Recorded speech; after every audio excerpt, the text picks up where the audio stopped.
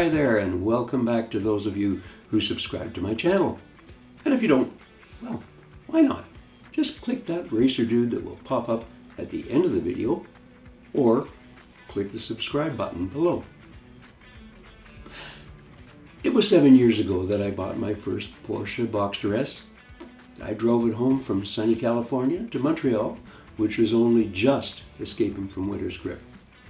I thought that I might tell you about my top 20 projects aimed at upping my track day game. So, let's get right to it. If you have any questions or comments or opinions about any of this stuff, please leave them in the comment section below. So, number one is Bilstein shocks. People say that apart from seat time, suspension is what helps you go fast. Now, these are B6s, but apparently B8s are more appropriate for these H&R lowering springs. Number two, camber plates. These cars are quite limited when it comes to camber adjustment on the front wheels. When tracking, you want lots of negative camber on the fronts, if only to save some wear and tear on the outside shoulder of those pricey sticky tires. Adjustable lower control arms are the best way, but you need to commit your wallet. Camber plates won't get you as much, but they don't break the bank.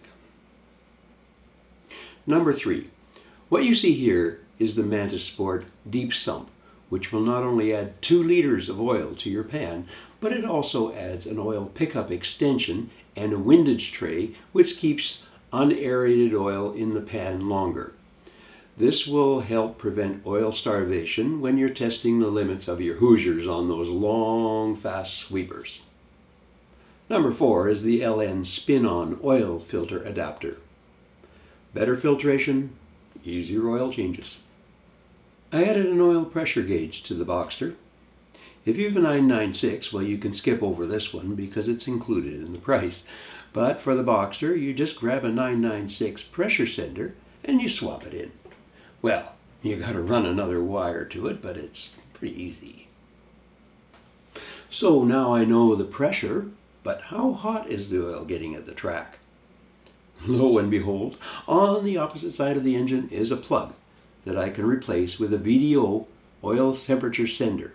Easy peasy. Number seven. I wanted to get a little more rubber under the car, so I opted for some wheels from a 996 Carrera.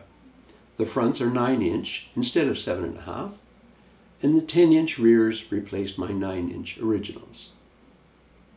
Number 8. The offset of my new-to-me rear wheels was 40 millimeters, which had the effect of pushing them out by about 12 millimeters over my original ET52s. To balance this, I added 12 millimeter spacers to the front. These ECS ones are nice billet aluminum. Number 9. You want to go fast? You want to stop. Stock brake pads may get you through the first couple of seasons, but as you get faster, these brakes will heat up. Hard braking eats stock pads for breakfast. So by lunchtime, you'll want to invest in some more track-oriented pads. Here I'm running Hawk HP Plus pads, which squeal like a banshee when cold, so I swapped them out for street pads between events. You can track your Porsche on some good quality street tires, but at some point you may want to invest in something a little or a lot stickier. I opted for the Bridgestone RE71Rs, which are a huge step up.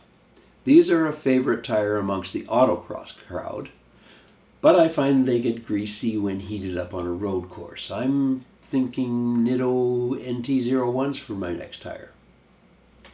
Number 11. So much for suspension. Now for vroom vroom. Headers. Get that exhaust moving. Bigger diameter and a more flowing path. Cheapo Chinese knockoffs, but they do the job. Number 12. High flow cats. Keeping that exhaust flowing, but cleaning up the air a bit. Number 13. Those cats have pushed my O2 sensors way back, hence the need to fabricate some long leads. Number 14, so let's get some more air into that motor. Start with a bigger airbox and filter. This one from a 987. This one is easier to say than it is to do. And to go with that bigger entry, let's slap in a 74mm throttle body to replace the stock 68. This bolts onto a 996 plenum that I jerry-rigged into place. Number 16, now to connect these things together and keep the juices flowing at max, a 987 MAF and a lovely silicone intake tube. Uh-oh, my ECU doesn't agree with my choice of mass airflow sensor. Well, we'll fix that. EVOMSIT intelligent tuning for Porsche to the rescue. Okay, now the car is going faster around the corners and I'm slip sliding away. Scotch my button place with a racing seat. Haha, that's better. 19. A BK roll bar extension gets me under the broomstick. And number 20, and finally, to tote all that kit, the wheels, the jack, as well as a good assortment of tools, we need a track day trailer to pull behind the Porsche. That means designing the New Art trailer hitch, and it's done. For now. It's a slippery slope. So that's the 20. You can find quite a few of these modifications covered in my videos on this channel. You can also amuse yourself with my ramblings about other related matters, including blowing up your Porsche at the track, replacing an engine in your freezing garage, and why I suck at rally car. So, see you next time. Ciao. I hope you've enjoyed this video. Please click on that handsome racer dude above to subscribe to my channel. Click on a like and leave a comment below. Always appreciated. Cheers.